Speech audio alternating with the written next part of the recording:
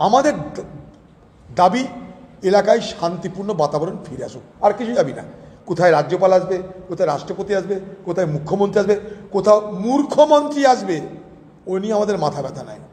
আমাদের মাথা ব্যথা এই এলাকার সাম্প্রদায়িক সম্প্রীতি, বাংলার সাম্প্রদায়িক সম্প্রীতি রক্ষিত হোক।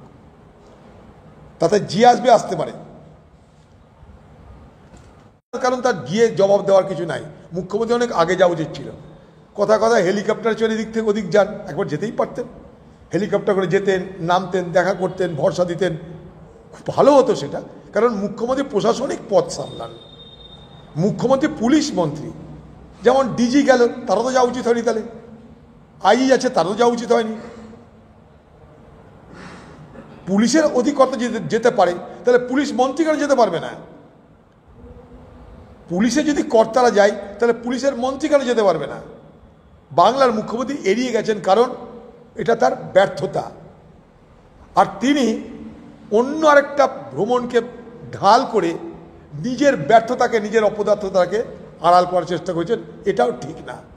আমি তো সেদিনই দাবি করেছিলাম মুখ্যমন্ত্রী অনেক আগে আসা উচিত ছিল। মুখ্যমন্ত্রী যদি আগে মুর্শিদাবাদে পা রাখতো, তাহলে হয়তো এত বড় দাঙ্গা নাও হতে পারত, এত বড় বিপদ মানুষের নাও হতে পারত। মুখ্যমন্ত্রী যদি এখানকার পুলিশদের সঙ্গে একটা ভিডিও কনফারেন্সিং করে জানার চেষ্টা করতেন যে কি ঘটনা কেন হচ্ছে, তার জন্য থামানোর জন্য যদি নির্দেশ দিতেন, এই ঘটনা ঘটতো না বলে আমি দায়িত্ব নিয়ে বলতে পারি, এই ঘটনা ঘটতো না। মুখ্যমন্ত্রী এদিক থেকে ওদিক যেতে তার কোনো অসুবিধা না। তিনি লন্ডন চলে যাচ্ছেন, স্পেন চলে যাচ্ছেন ঘুরতে ফিরতে, সেখানটায় তিনি কবিতা লিখছেন, পদযাত্রা করছেন, সকালে মর্নিং ওয়াক করছেন, কখনো সামনের দিকে, কখনো পিছনের দিকে, কখনো কবিতা বলছেন। এত কিছু তিনি বিদেশের মাটিতে করতে পারছেন আমাদের ঘরের মানুষের টাকা খরচ করে। তো সেখানটায় একটা হেলিকপ্টার করেই এখানে আসতেন, আমরা হেলিকপ্টারের ভাড়া দিয়েই দিতাম সবাই মিলে, আসতে তো পারতেন। এখানকার মানুষ খুশি হতো, ভরসা পেত। আপনি নিজেও আসেননি, আপনার কোনো প্রতিনিধি দলও পাঠাননি, সেই সুযোগটা অন্য কেউ নিচ্ছে, তখন আপনার গা জ্বলছে। এখন আপনাদের মধ্যে আন্ডারস্ট্যান্ডিং কি আমার জানা নাই, আপনাদের মধ্যে আন্ডারস্ট্যান্ডিং কতটা আমার জানা নাই। কখন আপনার মোদিকে ভালো লাগছে, অমিত শাহকে খারাপ লাগছে, এই তাল গোলে আমরা সব বিপদে পড়ে গেছি। খোলাখুলি কথা বলুন। দেখুন, আমি সেদিন প্রথম দিন একটা কথা বলেছি যে এই দাঙ্গা ঠিক আমি বলতে চাইছি না, মানে কি দাঙ্গা মানে দুটো সম্প্রদায়ের মধ্যে সংঘর্ষ। মুর্শিদাবাদের সর্বত্র সেটা কিন্তু হয়নি। আমি সেদিনে বলেছি, আজ বলছি 80% মুসলমান বাস করে শামশেরগঞ্জে। আচ্ছা বলুন তো, 20% হিন্দু কি দাঙ্গা করবে 80% লোকের সঙ্গে? বলুন তো, তা গরিব বুড়ো মানুষ কি তারা লড়াই করবে, কি দাঙ্গা করবে? তারা তো পালাতে ব্যস্ত। অতএব দাঙ্গা দাঙ্গা দাঙ্গা এই শব্দটা আমাদের পরিহার করা উচিত। কিছু অশুভ শক্তি সেখানে মানুষের ক্ষতি করেছে, ক্ষতি হিন্দুর হয়েছে, ক্ষতি মুসলমানের হয়েছে, উভয় সম্প্রদায়ের হয়েছে। এবং পুলিশের নিষ্ক্রিয়তাই, পুলিশের অপরিণামদর্শিতাই, পুলিশের উদাসীনতা আজকে এই গণ্ডগোলের জন্য, এই হত্যাকাণ্ড, রক্তাক্ত বাতাবরণের জন্য দায়ী। আমি সেদিনও বলেছি, আজও বলছি, সেদিনকার পুলিশকে নির্দেশ দেওয়া হলো না কেন? পুলিশের কোন কোন কর্তা সেই সব এলাকায় ছিল যারা সেদিনকে ওখানকার স্থানীয় লোকাল পুলিশকে কড়া হাতে এই গণ্ডগোল দমন করার আদেশ দিল না? কারা? তারা কি শুধুমাত্র পুলিশ কর্তা, না তারা তৃণমূল নেতার কথাই, তৃণমূল নেতার আদেশ মেনে, তাদের আদেশ পালন করার জন্য নিচু তলায় কড়া হাতে এই সমস্যা মোকাবেলা করার জন্য নির্দেশ দিল না? কোনটা? কারণ 5 ঘন্টা ধরে গণ্ডগোল, পুলিশ জানে না? এটা তো হতে পারে না, সবাই জানে।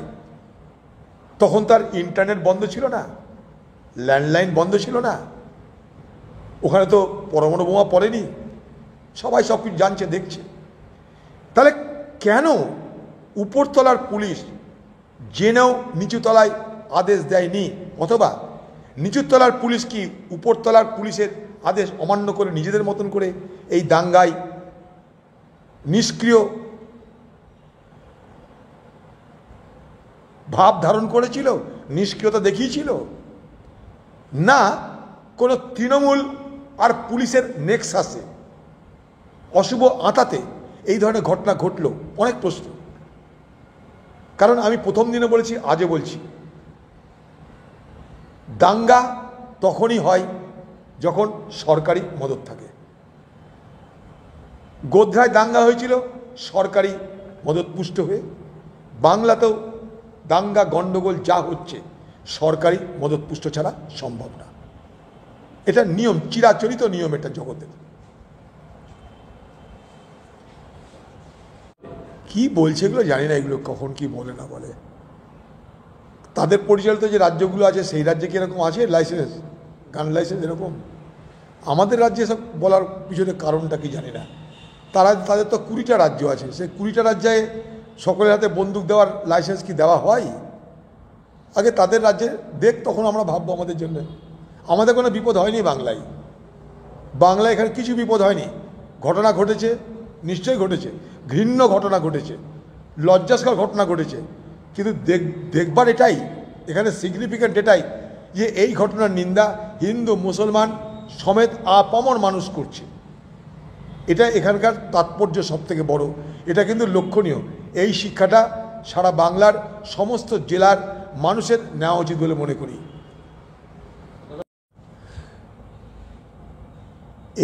এ যে কথাটা বলছে লালবাজার, এটা আজকে নতুন কিছু নয়, এটাই নিয়ম, বরাবরেরই নিয়ম এটা।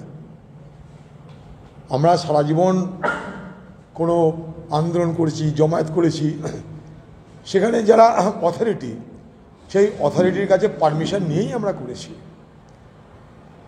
তো এটা আজকে হঠাৎ করে এ বাতেলা কেন আসছে জানি না। কারণ সরকারের যারা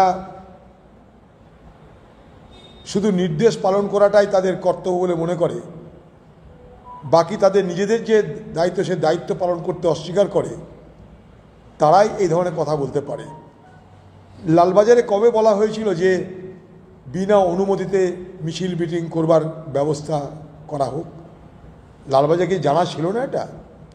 না এটা কোনো নতুন আইন? এটা তো আছেই, সর্বত্র আছে, সারা দেশব্যাপী আছে, যে কোথাও কোনো জমায়েত করতে গেলে কারা করছে তার একটা দরখাস্ত, তারা কে, তাদের সবাইকে খোঁজ নিয়ে অনুমতি দেওয়া। আজ দেখে মনে হচ্ছে যে চোর পালিয়ে যাওয়ার পর এখন ঘটে বুদ্ধি বাড়ছে।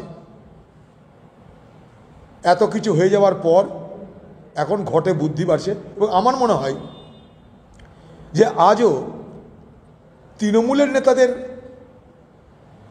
যখন ইচ্ছা তখনই আন্দোলন করার, জমায়েত করার অধিকার কিন্তু থাকবে।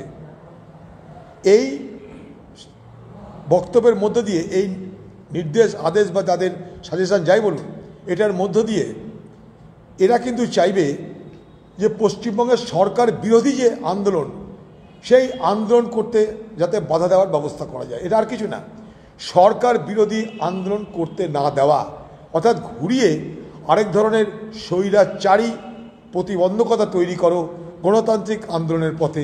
এটা তারই কতগুলো প্রেসক্রিপশন। এবার সরকারের নির্দেশ এটা করছে।